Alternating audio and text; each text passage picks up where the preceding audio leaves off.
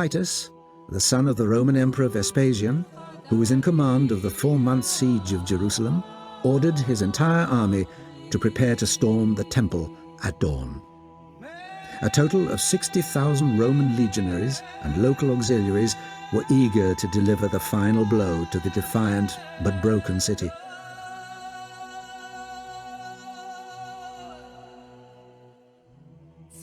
Within the walls, 500,000 starving Jews survived in diabolical conditions. Some were fanatical religious zealots, some were freebooting bandits, but most were innocent families with no escape from this magnificent death trap. Titus set about reducing Jerusalem with systematic efficiency and overwhelming force. The Jews fought for every inch with almost suicidal abandon.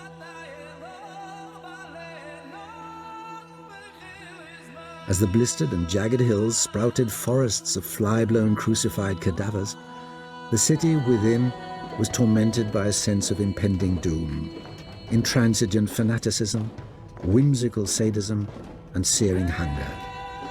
Yet the rebels were still fighting.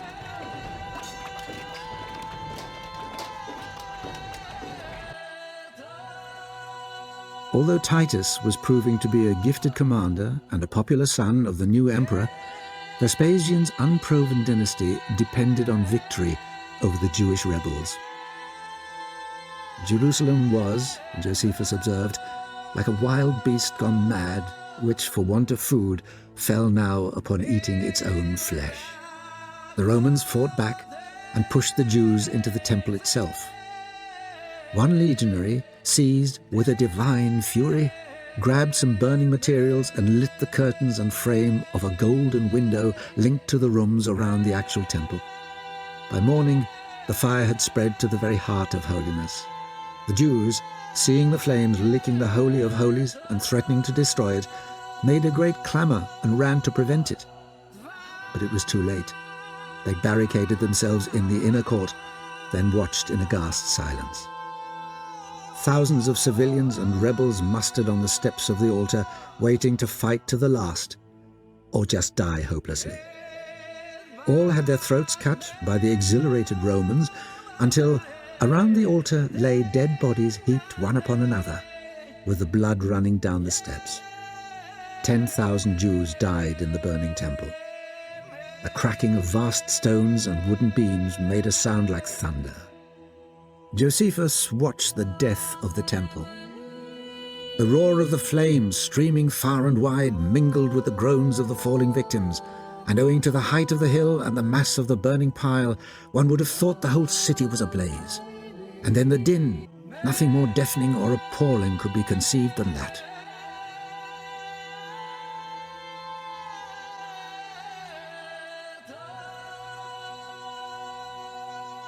There were the war cries of the Roman legions sweeping onward, the howls of the rebels encircled by fire and swords, the rush of the people who, cut off above, fled panic-stricken only to fall into the arms of the foe, and their shrieks as they met their fate.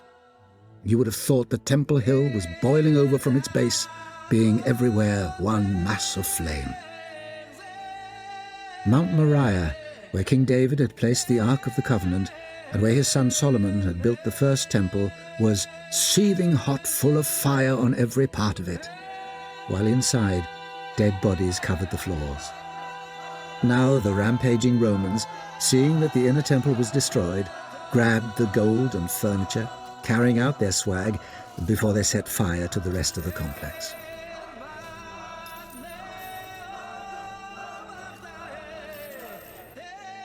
Titus decided to eradicate Jerusalem, a decision which Josephus blamed on the rebels.